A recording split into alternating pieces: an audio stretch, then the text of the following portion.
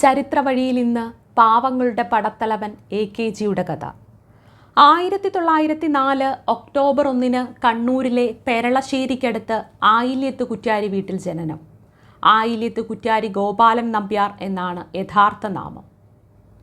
7ാം class പഠനത്തിനു ശേഷം 7 വർഷക്കാലം അധ്യാപകനായി പ്രവർത്തിച്ചു.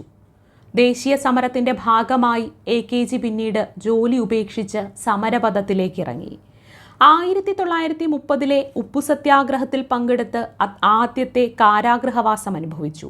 ജയിലിൽ വെച്ച് സോഷ്യലിസ്റ്റ് ചിന്തകളിൽ ആകൃഷ്ടനായി. 1931 ആരംഭിച്ച ഗുരുവായൂർ സത്യാഗ്രഹത്തിൻ്റെ പ്രചാരണ ജാഥ ക്യാപ്റ്റനായി.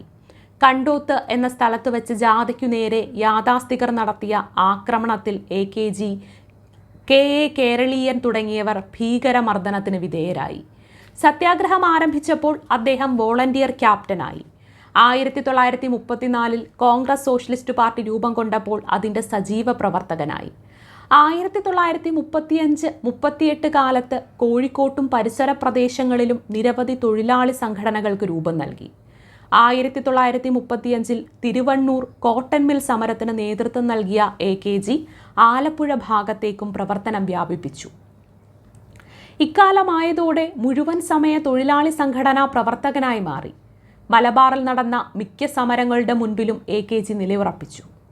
1935 തുടങ്ങിയതും പിന്നീട് പ്രവർത്തനം നിലച്ചതുമായ പ്രഭാതം പത്രം ഷൊർണൂറിൽ നിന്ന് EMSന്റെ പത്രാധിപത്യത്തിൽ പ്രസിദ്ധീകരിക്കുന്നതിന് മുൻകൈയെടുത്തു.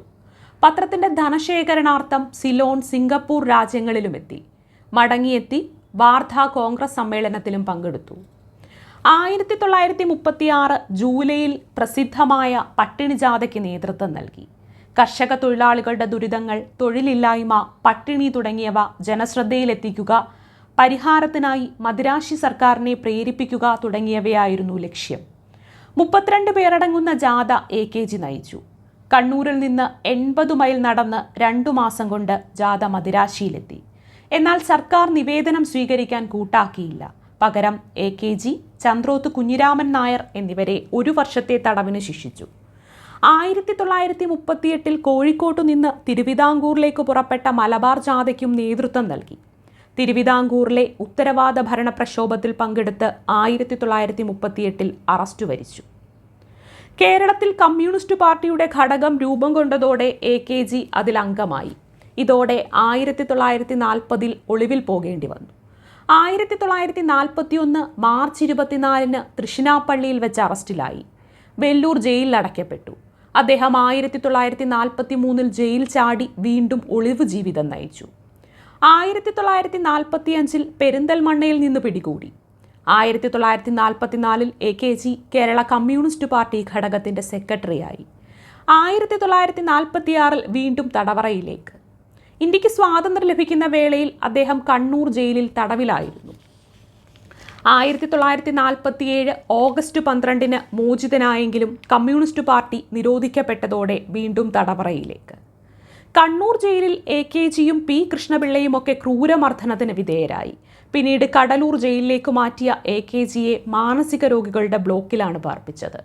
പിന്നീട് ബെല്ലാരി ജയിലിൽ ഏകാന്ത തടവിലുമായി.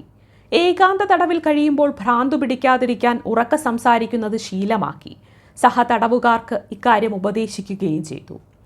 1951 കരുതൽ തടങ്കൽ നിയമത്തിനെതിരെ AKG മദ്രാസ് ഹൈക്കോടതിയിൽ നിയമജ്ഞരുടെ സഹായത്തോടെ സ്വയം കേസ് വാദിച്ചു. ഈ നിയമത്തിലെ 14ാം വകുപ്പ് ഭരണഘടന ഉറപ്പു നൽകുന്ന മൗലിക അവകാശങ്ങളുടെ ലംഘനമാണെന്ന വിധി അദ്ദേഹം നേടിയെടുത്തു. വ്യക്തി സ്വാതന്ത്ര്യത്തിനും സംരക്ഷണത്തിനും വേണ്ടി നിർണായകമായ ഒരു വിധിയായിരുന്നു അത്. മലബാറിൽ കമ്മ്യൂണിസ്റ്റ് പാർട്ടി കെട്ടിപ്പടുക്കുന്നതിൽ AKG പ്രധാന പങ്ക് വഹിച്ചു. 1951 അഖിലേന്ത്യാ കിസാൻ സഭയുടെ പ്രസിഡന്റായി. 1952 നടന്ന ആദ്യ ലോക്സഭാ തിരഞ്ഞെടുപ്പിൽ കമ്മ്യൂണിസ്റ്റ് പാർട്ടി സ്ഥാനാർത്ഥിയായി കാസർഗോഡ് നിന്ന് വിജയിച്ചു. CK ഗോവിന്ദൻ നായരെ തോൽപ്പിച്ചുകൊണ്ടായിരുന്നു AKGയുടെ വിജയം. ലോക്സഭയിലെ ആദ്യത്തെ പ്രതിപക്ഷ നേതാവായി പ്രവർത്തിച്ചു. തുടർച്ചയായി 5 പ്രാവശ്യം അദ്ദേഹം കേരളത്തിൽ നിന്നും ലോക്സഭയിലെത്തി. സ്വാതന്ത്ര്യലബ്ധിയോടെ രാജ്യത്തിൻ്റെ എല്ലാ പ്രശ്നങ്ങളും അവസാനിച്ചുവെന്ന് AKG വിശ്വസിച്ചിരുന്നില്ല.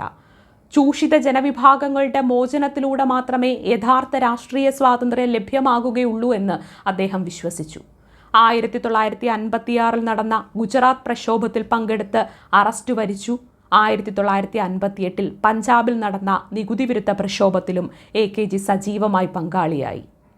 1960 ജൂലൈ 18 കാസർഗോഡ് നിന്നും തിരുവനന്തപുരത്തേക്ക് AKG കർഷക ജാഥ നയിച്ചു. EMS സർക്കാർ പാസാക്കിയ കർഷക ബദ്ധ ബിൽ നടപ്പിലാക്കണമെന്നായിരുന്നു ആവശ്യം. ഇടുക്കി ജലവൈദ്യുത പദ്ധതിക്കായി ഏറ്റെടുത്ത ഭൂമിയിൽ താമസിച്ചിരുന്ന 1800ഓളം കുടിയേറ്റ കർഷകരെ 1961 മെയ് 3 കേരള സർക്കാർ ഒഴിപ്പിച്ചു. അവരുടെ കുടിലുകൾ പൊളിച്ച് തീയിട്ട ശേഷം ബസ്സുകളിൽ കുത്തിനിറച്ച് 40 മൈൽ അകലെ കുമളിയിലുള്ള അമരാവതിയിലെത്തിച്ചു. കാലിത്തൊഴുത്തിനേക്കാൾ മോശമായ കൂടാരങ്ങളിൽ പാർപ്പിച്ചു. കുടുംബത്തിൽ 1 ഏക്കർ എന്ന തോതിൽ പാറക്കെട്ടുകൾ പതിച്ചു നൽകി. ഓരോ കുടുംബത്തിനും തുച്ഛമായ റേഷനരി മാത്രം നൽകി. മഴയിലും കൊടും തണുപ്പിലും പെട്ട് കുടിയിറക്കപ്പെട്ടവർ പട്ടിണിയിൽ വലഞ്ഞു. പലരും രോഗബാധിതരായെങ്കിലും ചികിത്സ പോലും ലഭിച്ചില്ല. സർക്കാരാകട്ടെ അത് കണ്ടില്ലെന്ന് നടിച്ചു. വിവരമറിഞ്ഞ AKG ജൂൺ 6 അമരാവതിയിലെത്തി. പുല്ലും മുളയും കൊണ്ട് നിർമ്മിച്ച ഒരു ചായ്പിൽ അന്ന് തന്നെ അദ്ദേഹം നിരാഹാര സത്യാഗ്രഹം ആരംഭിച്ചു. ആരോഗ്യസ്ഥിതി തീർത്തും മോശപ്പെട്ട അവസ്ഥയിലായിരുന്നു ആ തീരുമാനം. 9ാം ദിനം അവശനായ AKGയെ അറസ്റ്റ് ചെയ്ത് കോട്ടയം മെഡിക്കൽ കോളേജ് ആശുപത്രിയിലേക്ക് മാറ്റി. ആശുപത്രിയിലും സമരം തുടർന്നതോടെ വിഷയം ദേശീയ ശ്രദ്ധ നേടി. പ്രധാനമന്ത്രി നെഹ്റു മുഖ്യമന്ത്രി പട്ടം താണുപിള്ളയുമായി ബന്ധപ്പെട്ടു. ആഭ്യന്തരമന്ത്രി PT ചാക്കോ ആശുപത്രിയിലേക്ക് എത്തി AKGയെ സന്ദർശിച്ചു. K കേളപ്പൻ, CK ഗോവിന്ദൻ നായർ തുടങ്ങിയവരുടെ നേതൃത്വത്തിൽ ഒത്തുതീർപ്പ് ചർച്ചകൾ നടന്നു. ജൂൺ 17 കുടിയൊഴിപ്പിക്കപ്പെട്ടവർക്ക് 3 ഏക്കർ വീതം ഭൂമി നൽകാൻ സർക്കാർ തയ്യാറായി. 100 രൂപ വീതം നഷ്ടപരിഹാരവും പ്രഖ്യാപിച്ചു. ഇതോടെ 11 ദിവസം നീണ്ട സത്യാഗ്രഹം AKG അവസാനിപ്പിച്ചു.